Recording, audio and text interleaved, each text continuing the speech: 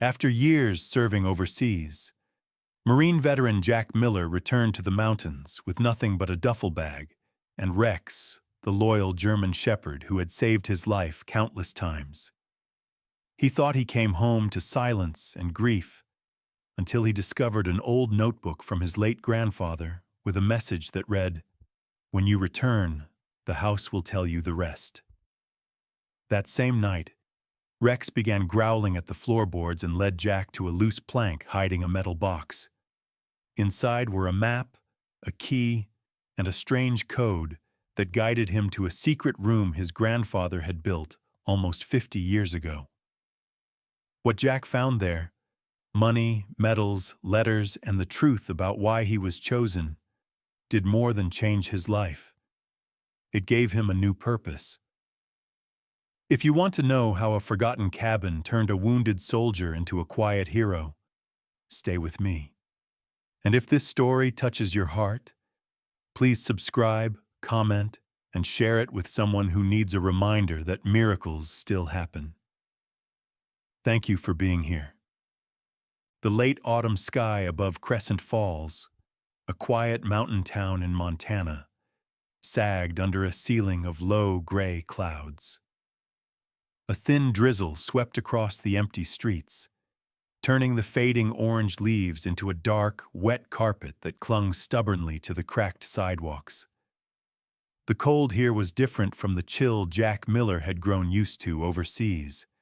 It was a slow, creeping cold, the kind that slipped through layers of clothing and settled deep inside bones.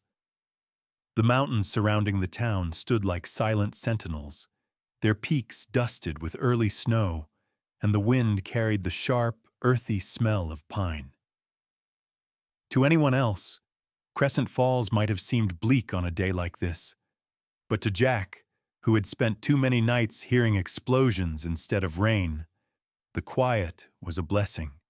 Jack Miller, 32, tall at just over 6'1", with a hardened, angular jawline and shoulders shaped by years of carrying military gear, stepped out of his truck and paused beneath the overhang of the attorney's office.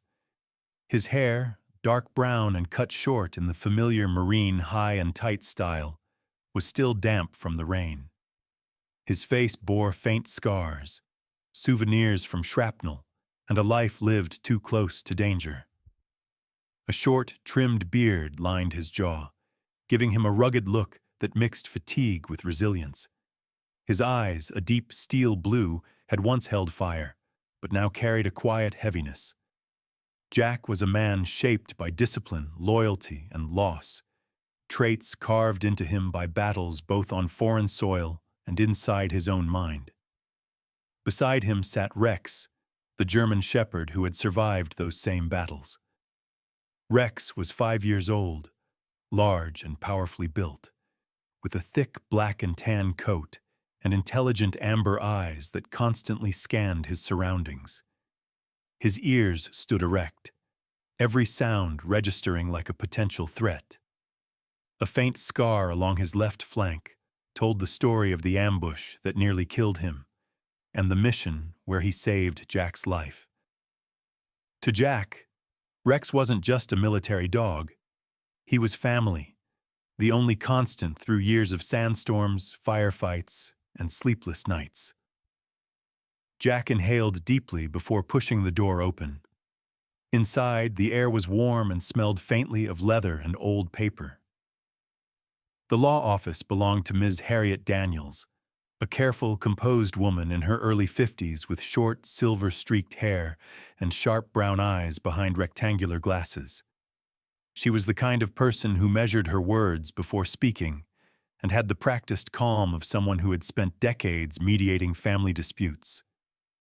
Harriet had a lean build and carried herself with crisp professionalism, her navy suit smooth and immaculate. "Jack," she greeted softly, her voice carrying sympathy without pity. "I'm glad you made it. Please have a seat." Jack nodded, removed his damp jacket, and sat. Rex settled by his feet, head resting on his paws but eyes alert. Harriet folded her hands atop the wooden desk, I know you didn't get the chance to see your grandfather before he passed. He spoke of you often, you know. Jack swallowed hard. I was deployed when the Red Rock incident happened. Command wouldn't let anyone out. By the time I found out, his voice trailed off. He cleared his throat. I should have been here. Your grandfather understood, Harriet said gently. He never blamed you. The words were meant to comfort him, but they only deepened the ache inside. Jack had lived with regret before. Some nights he lived with nothing else. But missing his grandfather's final days was a wound that reopened every time he thought of it. Harriet reached for a stack of documents. As for the will, your brothers are already aware of the terms. She turned the papers toward him. Jack braced himself. He wasn't expecting much, but he still felt a small twist of tension. She continued. Bradley Miller, 35, inherits the main ranch property. You know Brad. Confident, outspoken, always trying to prove himself. He's already making plans to expand the cattle operation. Jack pictured his eldest brother. Tall, muscular, with sandy blonde hair and the loud voice of someone raised to lead but not always listen. Brad had always been competitive, especially toward Jack, whose quiet nature he never quite understood. Harriet flipped to the next page. Colton Miller, 33, inherits the equipment, the machinery, and the adjacent fields. Colton had always been the more reserved of the two, shorter, with brown hair usually tucked under a baseball cap, and a calm, methodical manner. But he also carried resentment, especially after Jack enlisted and earned what Colton saw as unnecessary admiration from their grandfather. And you, Harriet said carefully, inherit the old cabin in Pine Hollow. Jack blinked. The cabin? You mean the one near the creek? The one Grandpa built when he was young? Yes, Harriet confirmed with a nod. He specified it clearly. A hollow pang echoed through Jack's chest. The cabin.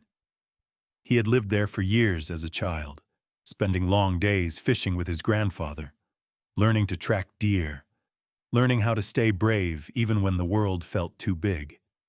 He remembered the scent of wood smoke, the creak of the old porch steps, the nights when his grandfather told stories under the stars.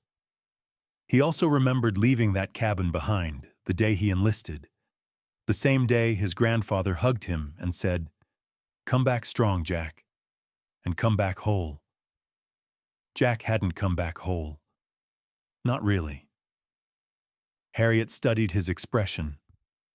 I know it may seem small compared to what your brothers received, but your grandfather chose the cabin for you. He believed it held something you would need one day.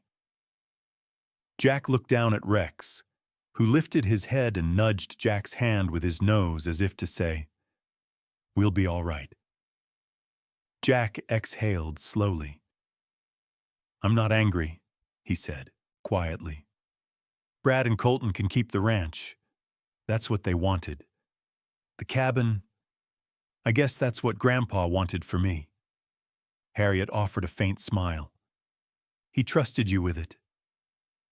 After signing the documents, Jack and Rex stepped back outside. The rain had slowed to a mist, the kind that drifted like smoke over the empty road. Jack opened the truck door. Come on, buddy, let's go home. Rex hopped into the passenger seat, tail thumping once with anticipation. As the engine rumbled to life, Jack glanced toward the mountains.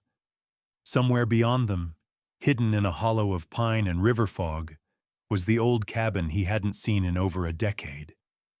He felt the familiar weight in his chest. Grief, regret, uncertainty, but also something unexpected. Hope. Whatever waited in that cabin, he would face it. And with Rex at his side, he wouldn't be facing it alone. The road to Pine Hollow narrowed into a winding path surrounded by towering pines. their branches heavy with moisture from the lingering drizzle. By the time Jack Miller and Rex reached the old cabin, the sky had darkened into a muted charcoal gray.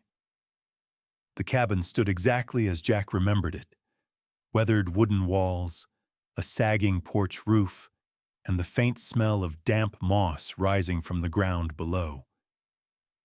Yet despite its age, the structure seemed to be waiting for him, as if holding its breath after years of silence. Jack pushed open the door, the hinges groaning with the same tired complaint they had made in his childhood. Inside, a stale, dusty smell filled the air. White sheets covered the furniture, ghost-like in the dim light. Cobwebs stretched across the rafters, and the wooden floor creaked under Jack's weight. Rex stepped in cautiously, ears perked, tail held stiff as he sniffed the air. The dog's tense posture immediately caught Jack's attention. Rex only behaved this way when something felt off. "Easy, boy," Jack murmured, crouching to pat the dog's shoulder. "It's just an old house." But Rex didn't relax. Instead, he trotted forward, nose tracing a path along the baseboards, through the living room, and toward the small hallway leading to the bedrooms. Jack followed, scanning the interior. His grandfather had kept the cabin simple: just a living room, a kitchenette, 2 small bedrooms, and a narrow staircase leading to a storage loft above.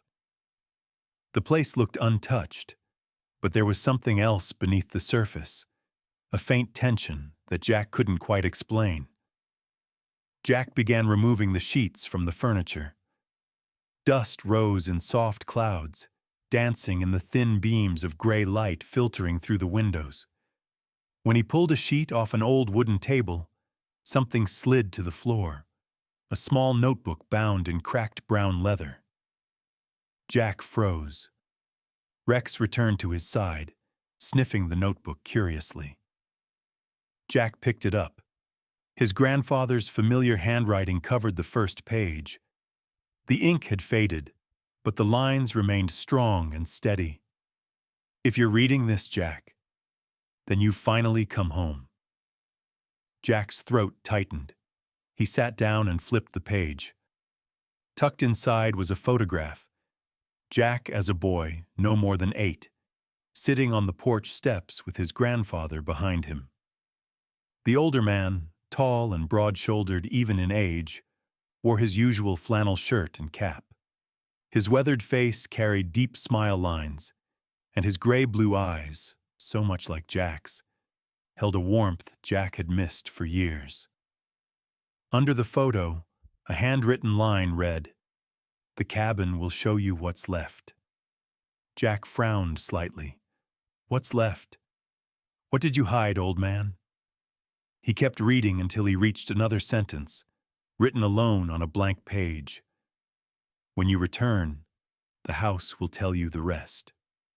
The words settled heavily in Jack's mind, stirring both curiosity and unease. His grandfather had never been cryptic. He had been straightforward, practical, and honest. If he had written messages like these, something important must be buried somewhere in the cabin or beyond it. Rex suddenly stiffened again and moved toward the back door, low growls rumbling in his throat. Jack set the notebook down and followed the dog.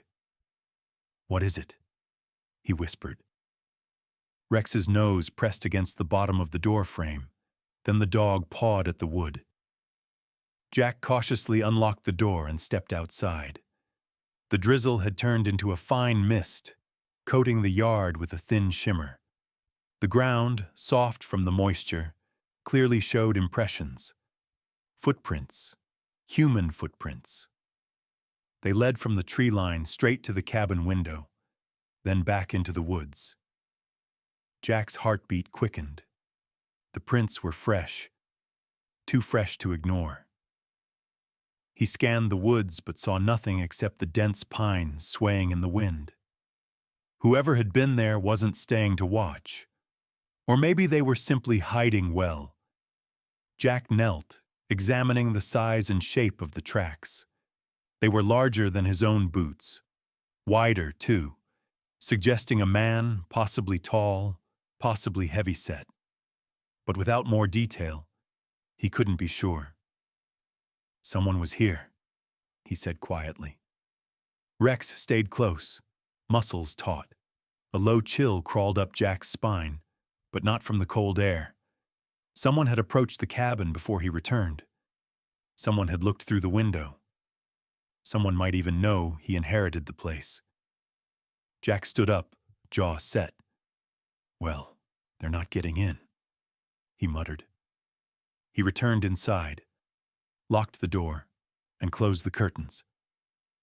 As the cabin darkened, the walls creaked faintly, and Jack felt the weight of the place settle around him, its memories, its secrets, and now, its warnings. Whatever his grandfather wanted him to find, someone else might be looking for it too. And Jack intended to discover the truth first. Morning crept slowly into Pine Hollow, filtering through the tall pines in thin, golden streaks. The stormy gray of the previous evening had softened into a pale, muted light. The cabin, quiet and heavy with old memories, seemed to breathe differently in daylight. Jack Miller stood in the center of the living room, the leather notebook laid open on the table. Rex sat nearby, tail still, ears alert, the faint morning light catching the darker streaks along his back. Jack rubbed the back of his neck, tension lingering from the discovery of footprints outside. Whoever had stood at his window last night had disappeared into the woods without a trace. But he couldn't let that distract him. Not when the notebook in front of him clearly held something his grandfather had wanted him to find. He flipped through the brittle pages until he reached the section filled with short, cryptic notes.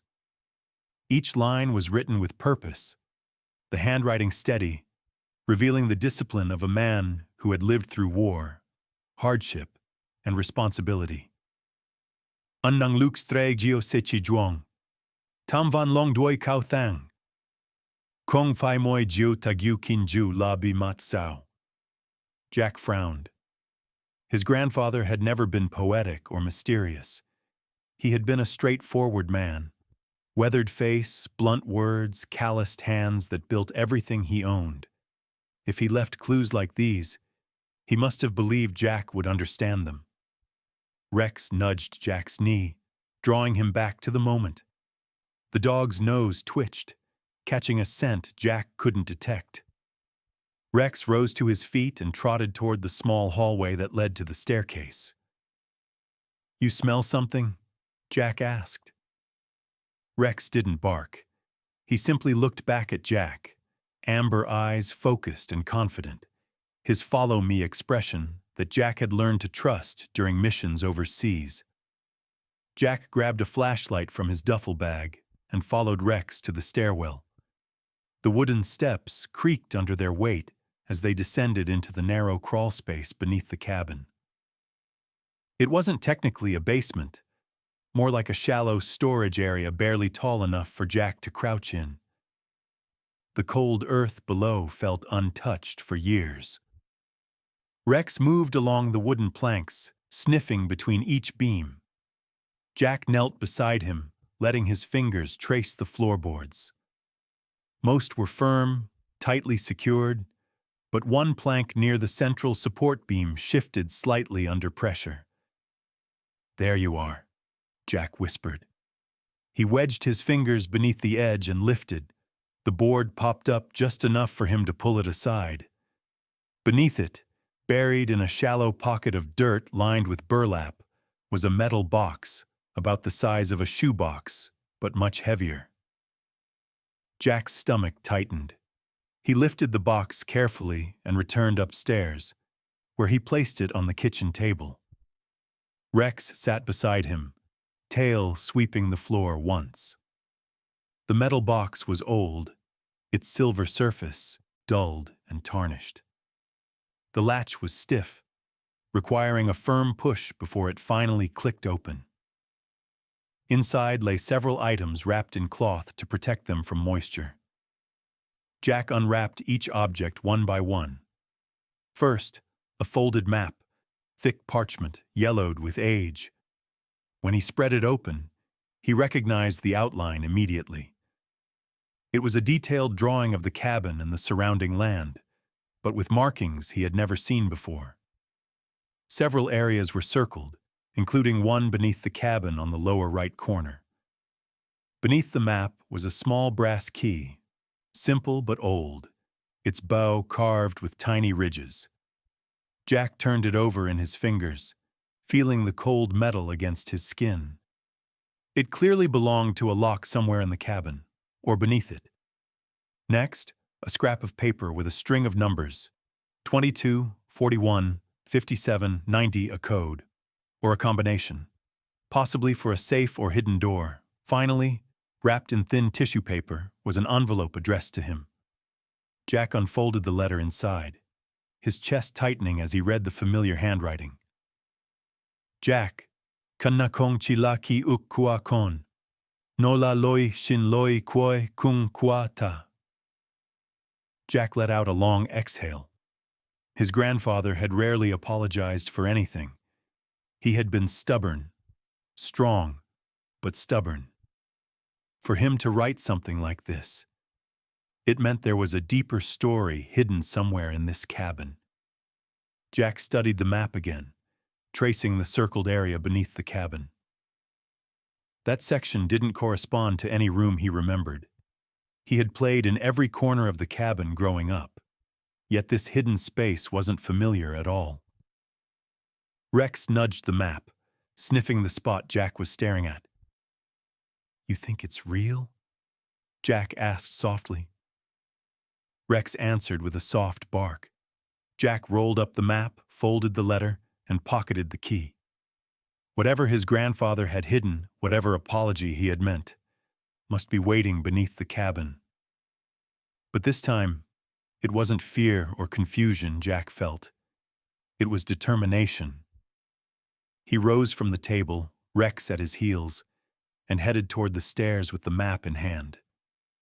The house had spoken its first words, and Jack intended to hear the rest.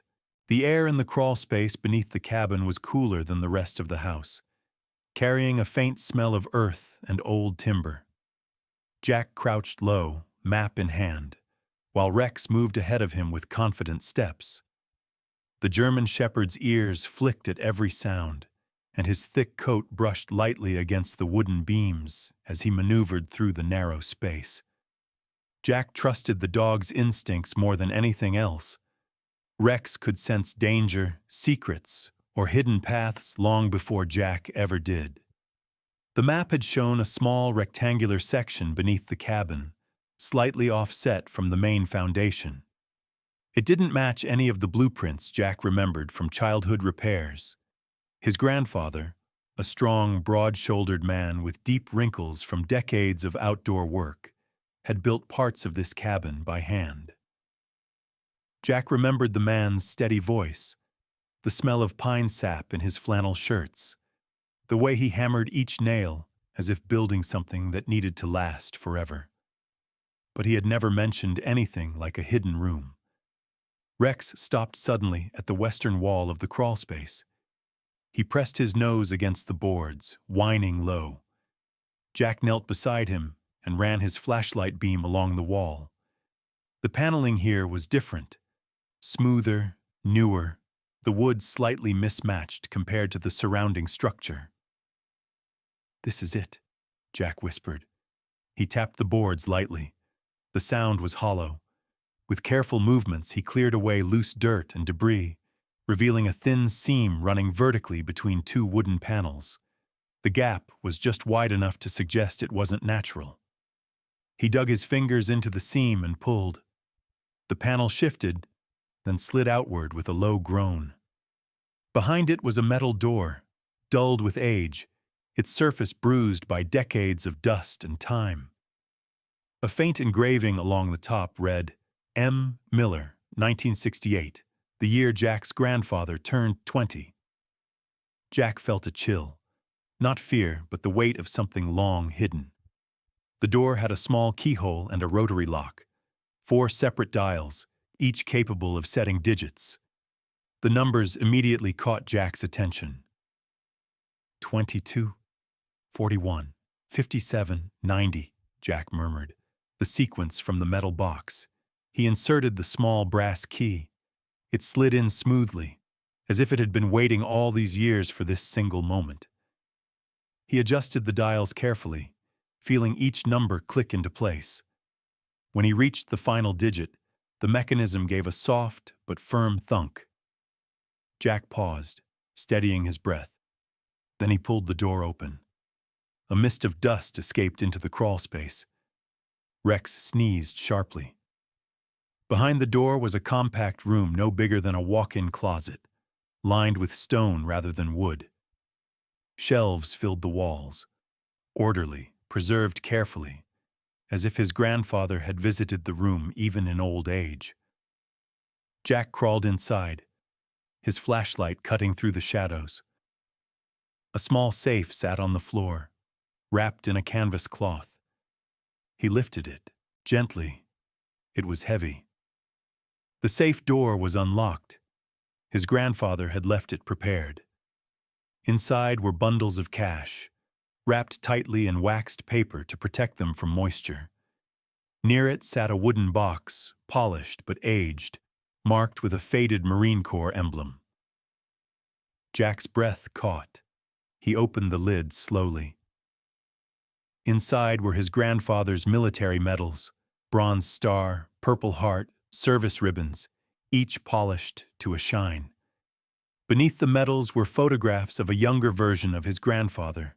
Strong jawline, squared shoulders, stern eyes that hinted at battles survived and burdens carried. Jack felt his throat tighten. He had known his grandfather served, but the man had rarely spoken of it. Beside the medals lay a stack of letters, some sealed, some yellowed with time. The writing on the envelopes, to Jack, to the boys, for when I am gone, felt like whispers from another lifetime. His grandfather had written them all, but never sent them. Jack hesitated, not ready to open them yet. There was something sacred about words a man chose not to speak. On the top shelf, neatly organized, were investment documents, old stock certificates, bonds, and account statements from decades earlier. Companies Jack recognized, agricultural firms, early tech stocks, several energy companies. His grandfather, the quiet, humble man who lived modestly, had been far more financially aware than anyone in the family had realized. Jack turned over a certificate and whistled under his breath. "Damn, Grandpa, you were sitting on a fortune." Rex's tail brushed his arm softly, grounding him. Then Jack found the final envelope, thicker, sealed with a strip of brittle red wax. His name was written on it in his grandfather's precise handwriting. He opened it carefully. Jack, takongjelaitai san loncho kon vita muon bradva kolton ko trachn hiem voi trang trai. Kon ko trai tim han hao. Tajelai tunai je kon tu quiet jin jiao kon cho la jung. Jack stared at the words. His chest grew tight as the truth settled in. His grandfather had trusted him, not with land or cattle, but with choice, with something deeper. Behind him, Rex placed his head gently on Jack's knee, sensing the shift in his emotions. Jack ran his fingers through the dog's fur. "There's enough here to fix everything," he whispered. "More than enough." He looked back at the shelves, the money, the medals, the letters. This wasn't a hoard. It wasn't a secret for greed. It was a gift, one meant to change something for the better. And Jack intended to honor that. Winter loosened its grip on Pine Hollow slowly, like an old hand reluctantly letting go. By early March, the snow had melted enough to reveal patches of brown earth and stubborn grass pushing up through the frost. The pines surrounding the cabin stood greener now, vibrant in the crisp mountain air. Jack Miller stepped onto the porch in a worn gray t-shirt, his breath visible in the chilly morning. Rex trotted beside him, tail swaying, his thick German shepherd coat catching the pale sunlight. Jack hadn't slept much the previous night. The discovery of his grandfather's hidden vault still lingered heavily in his thoughts. Money, medals, letters, and a final message that carried the weight of trust and responsibility. Jack spent the morning sorting the letters and documents on the old dining table. He moved with deliberate calm, though his mind churned with questions. Why had his grandfather chosen him? Why the secrecy? Why the apology? He didn't have all the answers yet, but he knew one thing. The old man had believed Jack would know what to do with what he left behind. A truck rumbled up the dirt road, breaking the stillness. Rex's ears perked up, and he trotted to the window, tail stiff.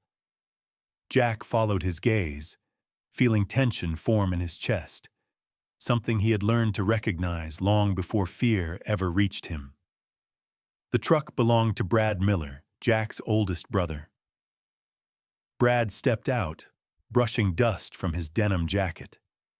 At 35, Brad was tall and broad-shouldered, with sun-lightened hair and a square jaw that matched the family's bone structure.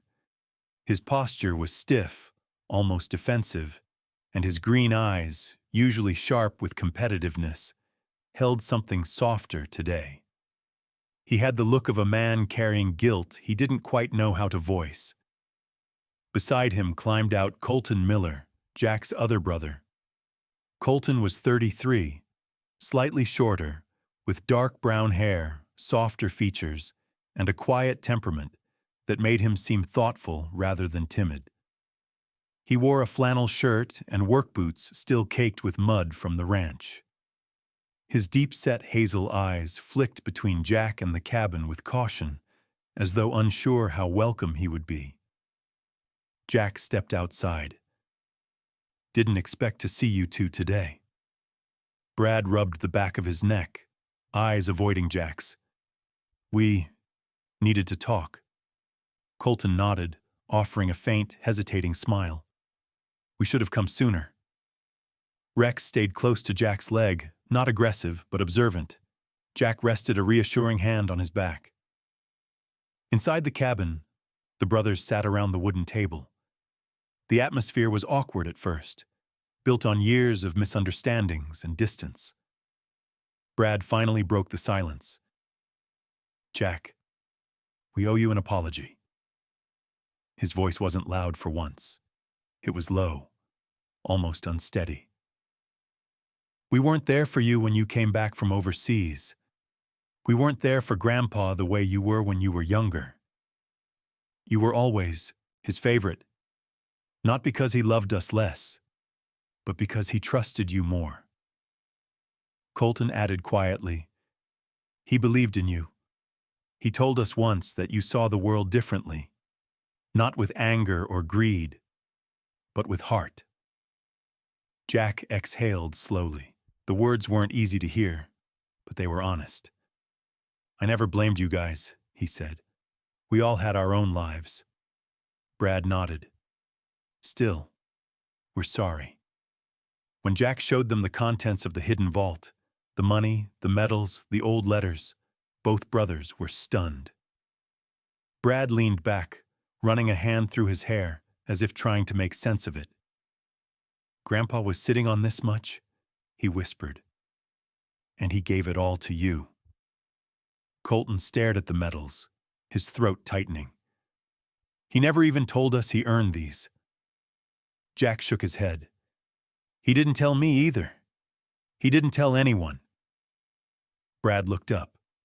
"So, what are you going to do with it all?" Jack had been wrestling with that answer since the moment he found the vault. But now, sitting with his brothers in the cabin where he had once learned what strength and kindness meant, the answer was clearer. "I'm going to fix this place first," Jack said. This was his home, and it was mine too. I want to make it whole again. And the rest? Colton asked gently. Jack glanced at the medals, the symbols of sacrifice, service, and silent wounds. He thought of the veterans he'd met who struggled after returning home, the men and women who carried invisible burdens heavier than their gear. I'm going to help the ones who need it, Jack said quietly. The ones who got left behind. Medical bills, home repairs, therapy dogs for PTSD, whatever they need. No recognition, no names, just help. Brad's expression softened. Grandpa would have liked that. Colton nodded. He taught us to work hard, but he taught you to care. For the first time in years, the three brothers shared a genuine moment of understanding. In the weeks that followed, Jack used part of the money to repair the cabin. New roof, new porch, reinforced walls, restored windows. The cabin transformed from a forgotten structure into a warm, peaceful home, surrounded by pines and sunlight. Rex often lay on the porch, watching birds flit through the trees while Jack hammered boards or sanded old wood. Quietly, discreetly, Jack sent anonymous payments to struggling veterans across Montana. A widow with 2 children woke up to a fixed roof. A Marine battling PTSD received a therapy dog. Another veteran found his medical bills unexpectedly paid in full. Each note came with the same signature. From someone who was raised by a good man. By spring, the cabin smelled of fresh cedar, warm pine, and new beginnings.